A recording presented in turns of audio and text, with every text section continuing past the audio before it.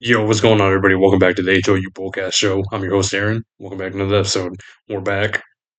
We're still in the playoffs, so you know what that means. That means the Texans got a W in the wild card round against the Pittsburgh Steelers, 30-6. We saw all the stats of Pittsburgh is 25-0 at home on Monday Night Football. Texans are 0-3 when it comes to playing playoff games on the road. We squashed that. We're 1-3. Pittsburgh's 25-1 now. You know, they finally have a loss on Monday Night Football, even though they never played Monday Night Football in the playoffs. Now they did. Look what happened. Now they're 0-1. But the Texans got the win 30-6. They're moving on to the divisional round, but we're going to get into everything about this game, everything we saw, everything I saw, everything I know everybody else is saying. That I want to put my perspective on as well. So come along, listen to me if y'all want to. All right, we're gonna go into all the stats overall. Just to start it off, first off, you got C.J. Stroud, 21 for 32, 250 pass yards this game. He had one touchdown and one pick, with unfortunately five fumbles, losing two of those. Overall, CJ had a terrible game. This is one of his most terrible games in Texans history from what we've seen.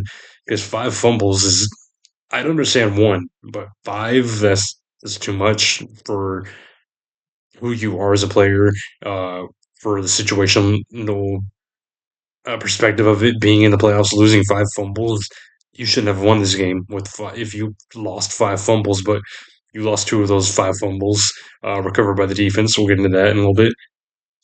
To me, though, CJ made some great throws, made some great quick passes. Say when he's on third down, say when he's having to go just go fast, which he likes to do, which he's made plays happen. He'll make plays happen when he makes that good decision. But when he's not making that good decision, he's making a dumbass move. He's making a boneheaded mistake, and his decision making was terrible. Just really making a play just for it to be turned over, as we saw.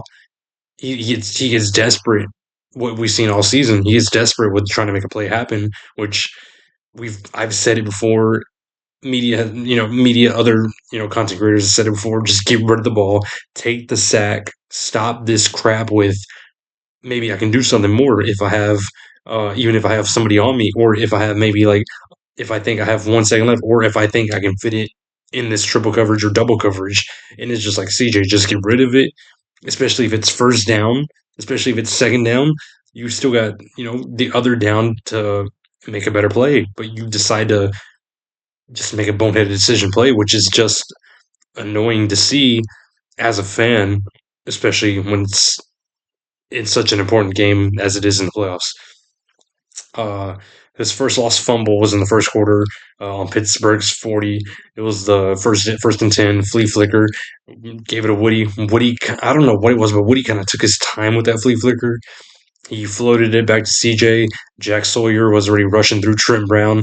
Jack Sawyer got to CJ. CJ fumbled it. At that point, CJ should have just taken the sack. CJ had the ball in his hand trying to throw it still. He should have just taken the sack. So I will blame Nick Haley on the play, because I don't know why we're doing a flea flicker in the first quarter when we don't have the run game established yet, as it was in the second half.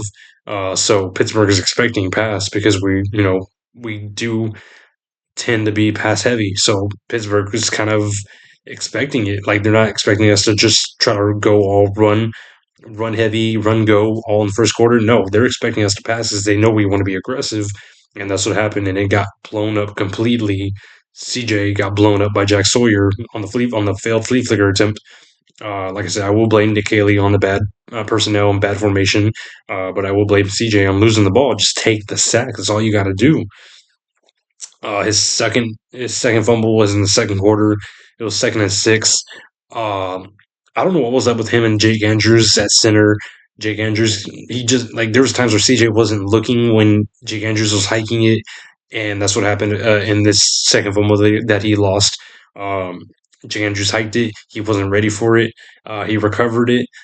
He tried moving up into the pocket and tried throwing it as he did, like, hit the flea flicker, and he immediately lost it. And this was on our own 21 on the other side of the field. Pittsburgh in great red zone territory. Thankfully, all it was led to was a field goal, but still, that is on CJ. That was completely on CJ. take the damn sack. It was 2nd and 6. You just got to take the sack there.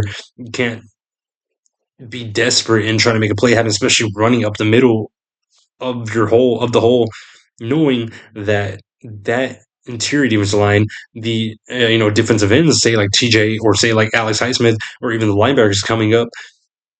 Why make those boneheaded plays knowing that you're about to get blown up? Just either kill the play with a down ball, throwing it, just a down ball. Hopefully, you have a target right there so that they don't call intentional grounding, or just go down because the play seems like it's already dead, and you're just going to make it even worse. So it's just the point of that. Uh, but yeah, there was no adjustment with him and Jake Andrews like the entire game. I hope they can pick it up through this off week before we have to go play on Sunday. But we'll talk about that in a little bit. Uh, his first interception was in the third quarter in the red zone, 3rd and 4. CJ was under pressure once again. He moves up into the pocket once again. Uh, but honestly, like the pressure wasn't like too bad, but it still feels as if he's pressuring his own self, trying to do too much, and that's what he did once again. Uh, Moved up into the pocket, intending to make a pass to Hutchinson, and it was pretty covered up, and an interception was made by Eccles. Just to kill the drive, and it was a pretty good drive after halftime, just for it to be picked off when we could have honestly gotten just a field goal out of it with it being 3rd and 4 because it would have been 10-6 instead of still 7-6. Nobody scored this entire quarter, which did happen, but still, this is one of the things that we can't happen because playing better offense, which we will have to do, which is on Sunday, compared to this Steelers offense that was anemic, just as our offense was. We can't do this. This is all on CJ making these bonehead decisions because to me, Nick Caley was making good formations, good plays. He was writing up some good plays. The receivers were getting open. The offensive line was holding up as much as they could. Our running back was doing well with Woody and Nick Chubb, and Dalton Schultz is there for in case he needs to be a safety valve whenever needed, which he's been all season. But CJ just decides he wants to play hero ball, throw it where he thinks he wants to throw it, just for it to be picked off, or like we saw earlier, the fumbles. But hopefully, he just works on that heading into Sunday. Overall, though, he was sacked 3 times, one by Harmon, Keanu Benton, and Jack Sawyer. There was no sack by T.J. Watt or Alex Highsmith that I talked about in my preview video. So to me, it's props to the offensive line. They did what they could. Jake Andrews, there's no props to him. He did bad. He's the reason why the fumbles occurred as well. But the rest of the guys, they did well, in my opinion. They did very well against this ferocious D line and ferocious linebackers that the Steelers do have. When I get to the running game, Woody Marks career game, that's for sure. He had 19 attempts for 112 yards. He averaged 5.9 per carry for 1 touchdown. That touchdown was pretty much honestly the nail in the coffin. It was the fourth quarter, first down on Pittsburgh's 13. We were driving was so well on that drive. Woody Mark runs up on the right side, on the right tackle side for 13 yards to get a 13-yard rushing touchdown, which made it 24-6. It was pretty much nail in the coffin, but great job to Woody overall. He had such a great game, great career game, especially in the playoffs when I did talk about it. I know you've heard it from others that you didn't know how this run game was going to do heading into the playoffs, but so far from the first game against a really good defense like the Steelers, hey, they showed up and they showed out. Like Nick Chubb, he had 10 attempts for 48 yards, averaging 4.8 per carry. He did well for the attempts that he had. He made his yards count, same as Woody. Woody had such great vision. Woody was breaking through tackles. That touchdown that he had, he broke through 2 tackles. He was just a man on a mission with that touchdown. Now, receiver wise, a man that we've talked crap about, that we've slandered all season, that we said was a bad signing, Christian Kirk. He had 9 targets. He had 8 catches for 144 receiving yards, 1 touchdown, which was in the first quarter, the first scoring drive that we had. First quarter, 2nd and 3 on Pittsburgh 6. It was a pretty good formation the way they did it, a dink and dunk type play. You saw Christian Kirk run to the right side behind the offensive line. CJ found him, short pass to him for 6 yards to make it 7-3. Overall, Christian Kirk had a career game. I believe that was in our franchise history the first ever 140-yard receiver in a playoff game, which is great, especially when you think somebody else could have achieved that, say from Hopkins, Andre Johnson, or even Nico. But it was Christian Kirk, the man who really hasn't done crap all season. Like he had more yards in this game than he has had all season, which is crazy to know. Uh, then you have Jaden Higgins. He had 3 catches for 39 yards. Hutch had 2 catches for 21 yards. Nico had 3 catches for 21 yards. Nico went out with a concussion. He took a bad fall on his head.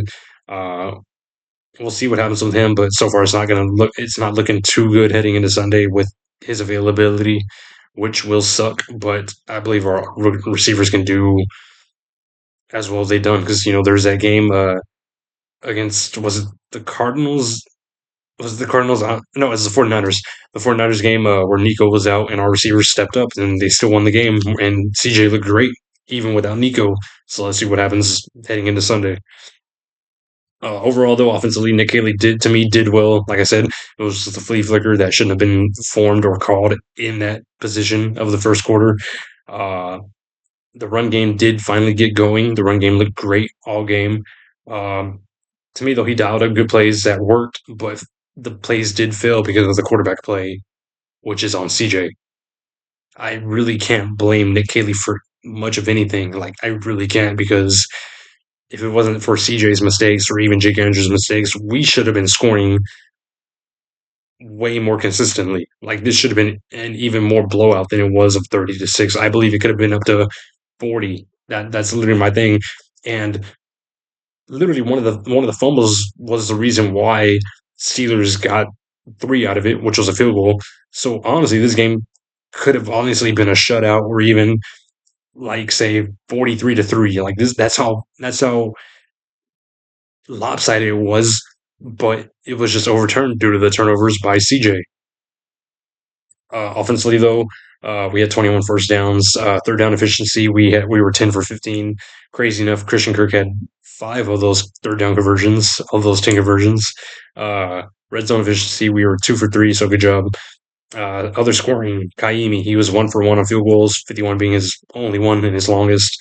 He was 3 for 4 on extra points. He missed the last extra point, which was the final touchdown, which was the pick six by Kalen. Uh, it was just a bad kick. I don't know what happened there, but I'm not gonna get on Kaimi for that. Kaimi's been nails all season. Let's get into the defense side of the ball. Aaron Rodgers, he was 17 for 33, 146 yards, no touchdowns. He had 1 interception. He fumbled twice, losing one. The first interception, which was his only one, was at the end of the game, which just was the end of the game, pretty much, which was his last pass of the game, crazy enough. And who knows, might just be his last pass of his career because we don't know if he's going to retire after this game. Uh, I mean, you already saw it at the day after this end of this game.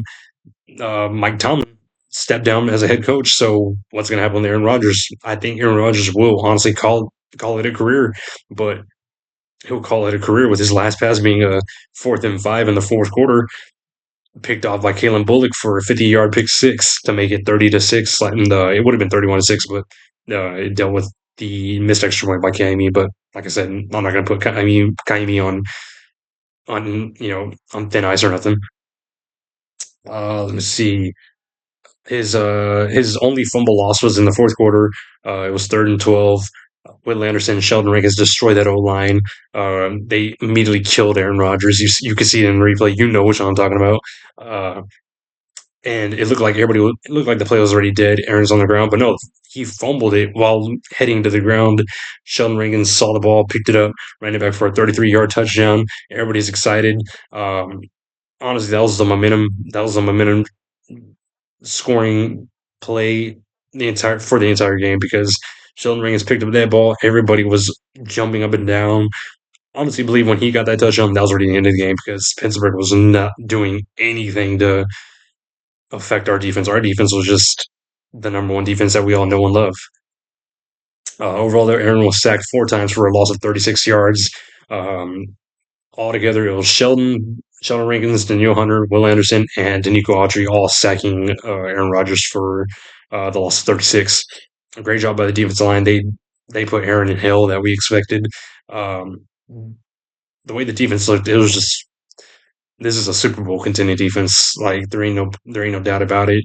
The reason we will win in the Super Bowl, the reason we will get to the Super Bowl is because of this defense, not because of this offense. I want to believe in this offense. I want to believe in CJ, but this defense is showing why we will keep winning. In the run game, Jalen Warren, who has been really good for Steelers all year, he only had 12 attempts for 43 yards. He averaged about 3.6 yards per carry. They had to keep going pass heavy because once they started going down, they had to keep going for fourth downs. They had to keep going pass heavy. Texans expected pass, but it was kind of all for nothing because we're getting to the receivers. DK, he had 2 catches for 42 yards, and he looked good in the first drive that they were using him in the first quarter, and the defense just wasn't adjusting well. But then once they adjusted well, they kept everybody quiet. But DK, like I said, DK had 2 catches for 42 yards, both catches made in the first half, and honestly quiet for the rest of the game. He had 5 targets, only 2 catches. That's all he had. Their second leading receiver was their running back, Ken of the game. Well, he had 4 catches for 26 yards, and their third leading receiver was MVS. He had 3 catches for 26 yards. So knowing that this secondary didn't let up a receiver to get over 50 yards is just crazy. This just shows the elite secondary that we have from Jalen Petrie, who was an animal this game for the amount of tackles for losses. He had 5 tackles. I believe he had about 4 tackles for losses. You got Stingley, you got Kamari locking down everybody. You got Kalen Bullock, who's just back there hounding, ready for a pick six, which he achieved. Uh, Jalen Reed was activated due to injury, and he got injured again. So we'll see what happens with him, and we'll see what happens with that safety position. Um, these linebackers did great. Henry Toto did great. Aziz was the leader that he was. This defensive line was just as great as they usually are. Overall, and then you get to their kicker Boswell. He was 2 for 2 on field goals, being his longest. Pittsburgh was only had 13 first downs. Third down efficiency, they were 2 for 14. Fourth down efficiency because they were getting desperate. They had to go for it. They were 2 for 3. And red zone efficiency, they were 0 for 2, even with the turnovers that CJ gave up. This defense is not letting up in the red zone at all. So as you see, Steelers they were 0 for 2 in the red zone efficiency. It looked like our offense in the red zone efficiency throughout the season because their offense wasn't doing nothing. But it's because this defense is the number 1 overall defense that isn't going to let up anything, isn't going to let no score happen. If you want to get points, you're probably just going to have to get a field goal because this defense didn't allow 1 touchdown. Texas defense scored 2 touchdowns, and the Steelers didn't score no touchdowns. The Texans scored 13 points. Like I said, it should have been 14 points, but kind of missed that extra point. But they pretty much put up 14 points, putting up more points than the Steelers put up overall. All they put up was 6 points just from 2 field goals because they did not let up a single touchdown. And that's just how great this defense is. This is why everybody's hyping up this defense. This is why this defense is the reason why we will win these games moving on to the playoffs, heading into the division round, hopefully heading into our first AFC conference game, and hopefully heading into the Super Bowl, the AFC Championship game. I mean, I've got to confuse my head, and then hopefully heading into the Super Bowl. It's all because of this defense. Like I said, I hope and pray that this offense can look better. I hope and pray CJ can play better because hope this is the only game he looks like shit the way he looked like. Because the run game was great, the receivers were great. It just sucks that Nico's not going to be here, but we'll still find out about that because I'll make a preview video. But speaking of that, we will because we moved on, and this team moved on. We will be going on to the division round, playing New England and Foxborough on Sunday, January 18th at 2 p.m. So, and New England is the second seed, so this is going to be a matchup. That's going to be a great matchup. A high powered offense versus the number 1 defense. But I'll get into that on a different day with a preview, as I always do every week. The other side of the playoff matchup in the AFC is the Bills versus the Broncos. I'll get into the other games prediction wise. But yeah, guys, that's overall all I got. Great win by Texans. Like I said, to me, the offense did good.